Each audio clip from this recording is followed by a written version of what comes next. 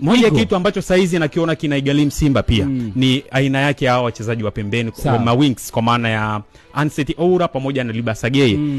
Hawafanyi majukumu yao ya msingi, jukumu mama la kutengeneza nafasi kwa mshambuliaji wa mwisho, bali wanakuwa wanajijali wao kwanza. Kila mtu anakuwa anatamani anatamani kufunga bao. Unajua umeshaifahamu Tanzania, walishaelezwa Tanzania ni nchi aina gani, hasa kwa hao wachezaji wa kigeni, kwamba wewe ukifika kule ukifanya vizuri jina lako litaimbwa, utapewa pesa, utapewa kila kitu, utakuwa maarufu sana. Nadhani hiyo pia ni miongoni mwa fakta ambayo inawapelekea wao sio tu kwamba wanataka wapambane kwa ajili ya timu kupata matokeo mazuri, bali pia hata wao pia kujijali, wanajikuta wanakuwa na ule ubinafsi. Mtazame mtu kama Selemani Mwalimu, sio mshambuliaji mbaya kiasi hicho mpaka sasa tunavyozungumza.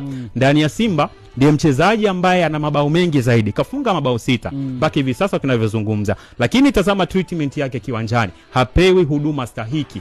Unafika hatua unamuona Selemani Mwalimu anageuka kuwa kama abilia tu, kama mzurulaji pale kiwanjani, kwa sababu yeye ni mshambuliaji ila haaminiwi na wanaopaswa kumuamini kwa kumtengenezea nafasi yeye kuweza kufunga. Kwa hiyo miongoni mwa kitu ambacho kinaigharimu Simba kwa siku za hivi karibuni